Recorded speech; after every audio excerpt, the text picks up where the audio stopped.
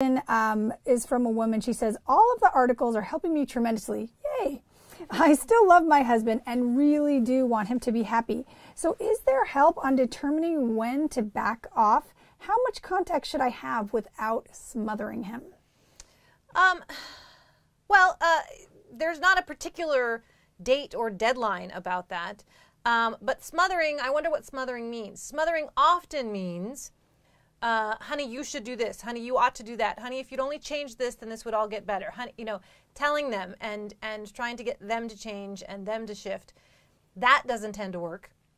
So if that's what she means by smothering, I would absolutely tell her to back off of that. Mm-hmm. Instead, I would ask her to sort of what I call walk the walk, right? It's learning all the skills, listening to him, learning what he wants in a wife and what he needs from the marriage, and simply doing that, acting like there's been a change, and in fact, significantly changing, rather than talking about how he ought to do it and what he ought to change mm-hmm. and what should be better and so on and so forth.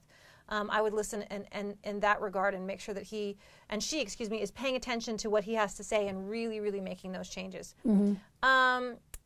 As far as smothering goes, I've had many couples often who the other partner has backed off so much so that the checked out partner in essence says, well, you don't love me anyway. You just want to stay married for the kids, or you just want to stay married because you don't want to talk to me. You go to bed before I go to bed. You read your book all night long. You go out with your friends.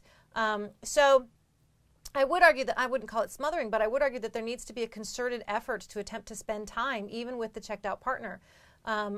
If it's a weekly, honey, let's go out to dinner, or do you think we can go for a walk tonight? Or, how about we turn off the TV and play cards like we used mm-hmm. to? I would still attempt to make contact with that person.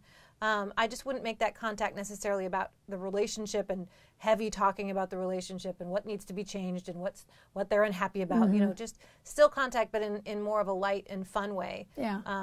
Kind of reminding them why they fell in love. How do they know how much is the right amount when someone's upset or checked out? Like, how do you determine how to know how much contact to have?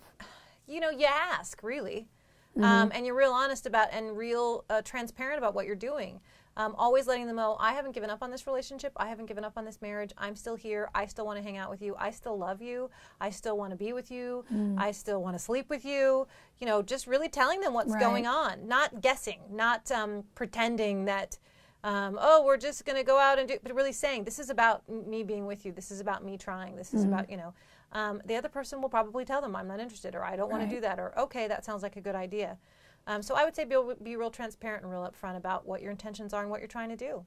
And one thing I've heard you say, too, is about kind of the quality of contact, right? It's not necessarily about quantity. Can you It is necessarily about, exactly. It's about quality. So much, as a marriage is falling apart, so much of the time together is spent in pain. So much of it is spent talking about breaking up or talking about what went wrong or talking about how angry you are, how hurt you are. Well, nobody wants to do that. So they really start to avoid any contact with that person because all the contact is just torture, basically. So I would absolutely talk about quality of contact, that, the contact needs to be lighter and funnier and easier so that they can remember that being with you and spending time with you can actually be pleasant and fun and light and interesting and all of that stuff. And so the time, I get what you're saying, needs to be more about the quality of the time and trying to lift some of the heaviness that goes with a marriage kind of falling apart, because all that person wants to do at that point is get away. Right. It doesn't help to talk more about what's gone wrong or what's going wrong. Yeah, and if for anybody who's watching, you have 3 whole videos in the system that go over exactly how to spend time together, how to make the time, how to plan the time. There's lots of great information, as well as like 100 things, activities to do, and all that kind of stuff. That are just fun and light and easy and add to the relationship rather than costing it so much more. It really helps them reconnect. Right? Yeah, that's excellent. Well, thank you so much for your time today. You're welcome. Really appreciate it. If you'd like your question answered, please enter it in the comment box below. And be sure to sign up for our email list for more free marriage counseling advice from Dr. Dana. Thanks so much for watching.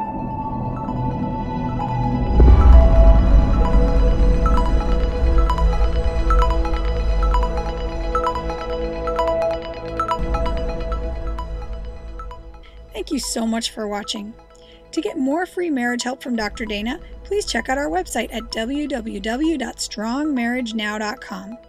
If you want to know when we post new videos, please subscribe to our YouTube channel by clicking on the link right on this video. If you got questions for Dr. Dana or just want to share your opinion, please comment below. Dr. Dana's got lots more marriage transforming videos for you. Here are the links to a few that you may want to see. Again, you can click right on the link you see in the video. And finally, if you know of anyone else that needs help with their marriage, if there's anyone you care about that could benefit from some powerful relationship advice, please help them by clicking on the share button below this video or tell them about our website, www.strongmarriagenow.com. Here are links to even more marriage-saving videos for you. Click on any of these images on the video to check them out. Thanks again for watching.